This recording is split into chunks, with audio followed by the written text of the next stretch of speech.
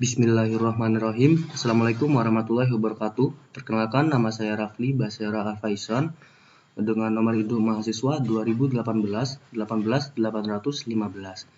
dari mahasiswa Fakultas Kedokteran Universitas Muhammadiyah Surabaya dengan judul penelitian faktor-faktor yang mempengaruhi keputusan masyarakat umum untuk memilih rumah sakit.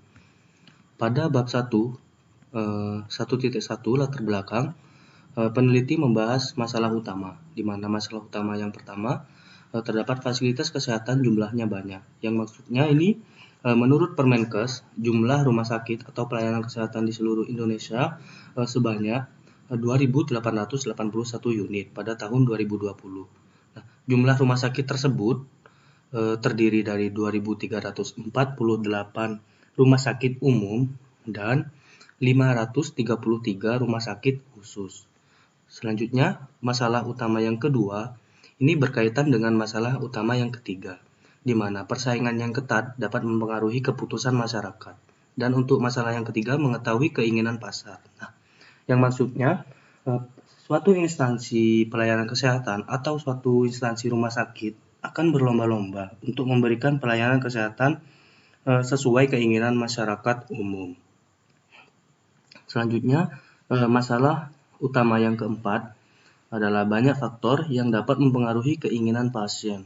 Di mana maksudnya ini faktor-faktor yang dapat mempengaruhi keinginan pasien terdapat atau terdiri dari demografi, tangible, reliability, responsiveness, dan promosi. Selanjutnya masalah utama yang kelima, mayoritas masyarakat Indonesia beragama Islam. Dari hasil data yang peneliti dapatkan, menurut Global Religious tahun 2020, penduduk Indonesia adalah mayoritas penduduknya pemeluk agama Islam terbanyak di dunia. Dengan data penduduk sebesar 476.000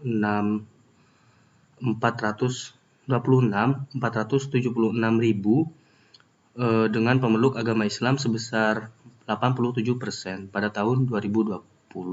Untuk masalah utama yang keenam, banyak fasilitas kesehatan yang berbasis muslim. Nah, maksudnya dari masalah yang terakhir ini, berdasarkan dari jumlah rumah sakit 2.881 rumah sakit tadi, di mana di antara rumah sakit tersebut terdapat seluruh aktivitasnya berdasarkan pada maqsaid al-syariah al-islamiyah, di mana yang maksudnya adalah tujuan pelayanannya sesuai dengan syariah Islam. Selanjutnya, pada 1.2 atau rumusan masalah, faktor peneliti membahas tentang faktor-faktor apa saja yang dapat mempengaruhi pengambilan keputusan masyarakat umum untuk memilih rumah sakit. Selanjutnya, 1.3 tujuan penelitian, di mana tujuan yang pertama adalah tujuan umum untuk mengetahui faktor-faktor yang dapat mempengaruhi keputusan masyarakat untuk memilih rumah sakit. Selanjutnya, 1.3.2 tujuan khususnya ialah yang pertama, untuk mengetahui faktor-faktor demografi yang dapat mempengaruhi masyarakat umum dalam memilih rumah sakit. Selanjutnya, tujuan khusus yang kedua, peneliti ingin mengetahui faktor-faktor tangible yang dapat mempengaruhi masyarakat umum dalam memilih rumah sakit. Selanjutnya, yang ketiga, peneliti ingin mengetahui faktor-faktor reliability yang dapat mempengaruhi masyarakat umum dalam memilih rumah sakit. Yang keempat, peneliti ingin mengetahui faktor-faktor responsiveness yang dapat mempengaruhi masyarakat umum dalam memilih rumah sakit. Yang kelima, peneliti ingin mengetahui faktor-faktor promosi yang dapat mempengaruhi masyarakat umum dalam memilih rumah sakit. Dan yang terakhir, peneliti ingin mengetahui faktor-faktor apa saja yang paling berpengaruh pada masyarakat dalam memilih rumah sakit. Selanjutnya 1.4 manfaat penelitian. Nah, manfaat penelitian dari penelitian ini yang pertama manfaat secara teoritis untuk mengetahui faktor-faktor yang penting menjadi pertimbangan masyarakat untuk memilih rumah sakit. Selanjutnya terdapat manfaat secara praktis di mana penelitian ini bisa digunakan untuk para stakeholder rumah sakit dalam mengembangkan strategi pemasaran rumah sakit untuk mendapatkan pasien sebanyak-banyaknya.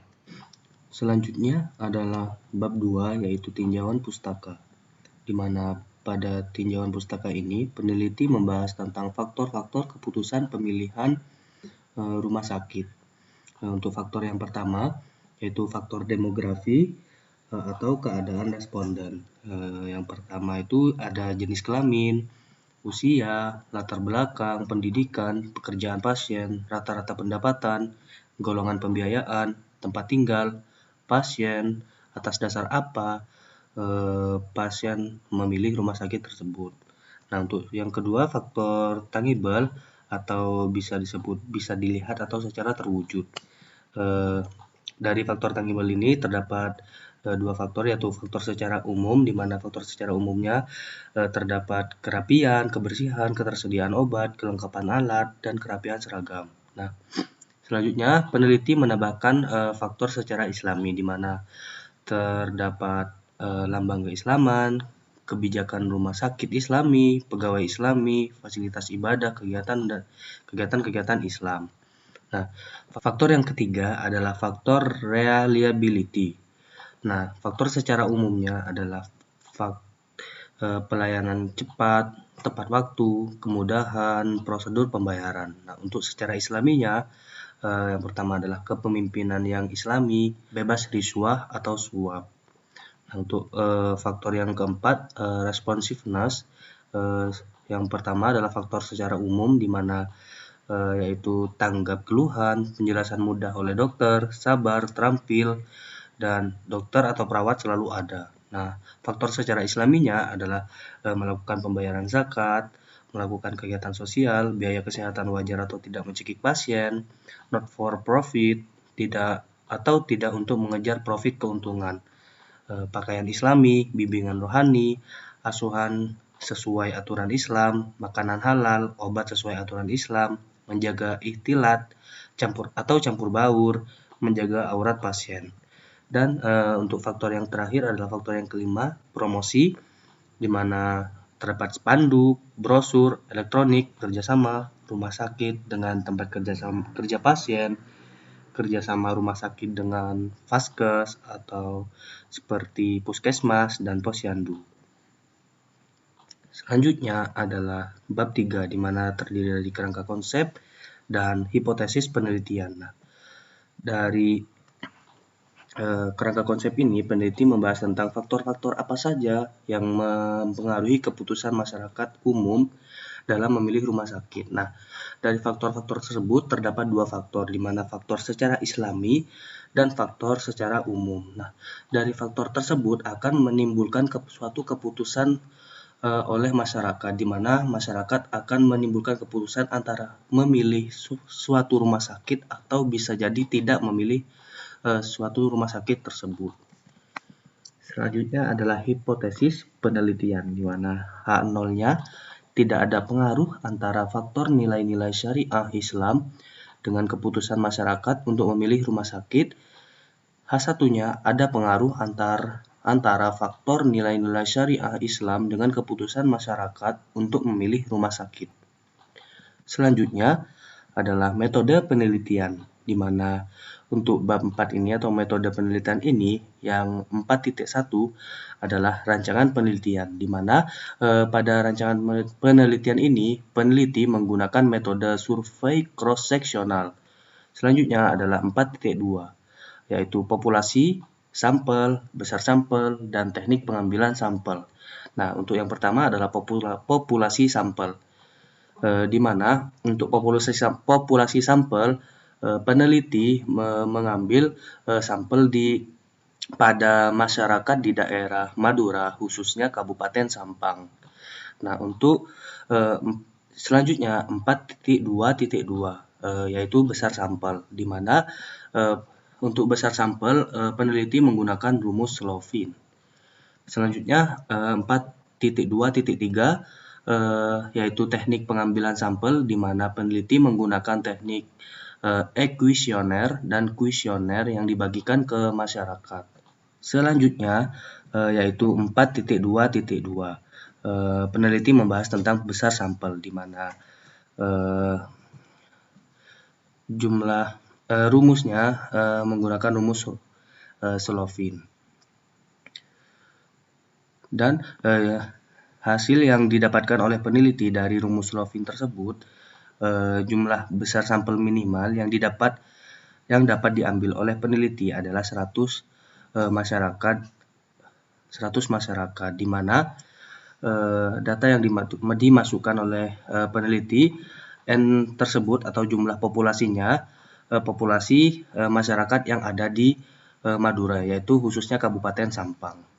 Selanjutnya yaitu variabel penelitian dan definisi operasional, yaitu yang pertama ini adalah variabelnya. Yang pertama adalah variabel demografi, yang kedua adalah tangible, yang ketiga adalah reliability, dan yang keempat adalah variabelnya responsiveness, dan yang terakhir adalah variabelnya promosi.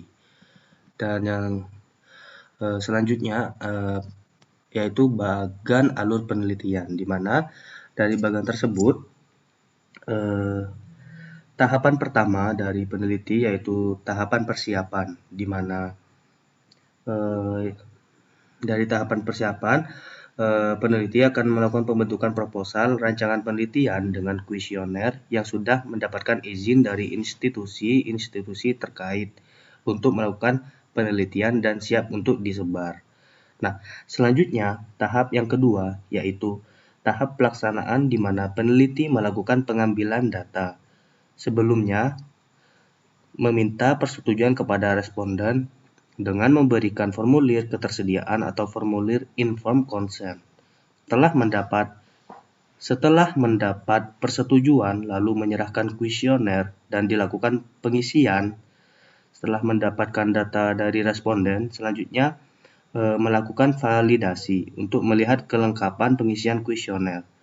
Tahap yang selanjutnya adalah tahap yang ketiga, yaitu pengolahan data, di mana peneliti melakukan rekapitulasi data atau pengelompokan data sesuai dengan kategori yang ditentukan. Nah, selanjutnya mengolah data sesuai dengan perhitungan yang dikehendaki peneliti. Dan kemudian tahap yang terakhir yaitu tahap pelaporan hasil, di mana peneliti melaporkan dan mempresentasikan hasil penelitian pada institusi yang bersangkutan. Selanjutnya adalah cara pengolahan dan analisis data, di mana untuk cara pengolahan dan analisis data pada penelitian ini, peneliti menggunakan analisis data bivariat. Selanjutnya, untuk uji analisis data yang tepat untuk penelitian ini, peneliti menggunakan uji chi-square, yang dimana dikarenakan data yang digunakan oleh peneliti yaitu berjenis kategorik yang mengandung nominal atau ordinal. Nah, untuk uji chi-square sendiri ini dapat digunakan dengan beberapa syarat. Untuk syarat yang pertama, tidak ada sel dengan nilai aktual count F0 sebesar 0.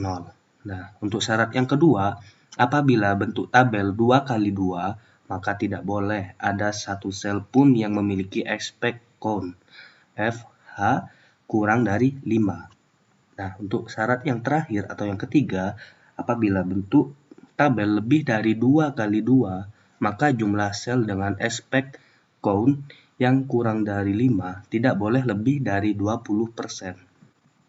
Selanjutnya, ini adalah daftar pustaka dari peneliti. Ya baik, mohon maaf apabila ada salah kata. Billahi fisabil haq, fastabiqul khairat. Assalamualaikum warahmatullahi wabarakatuh.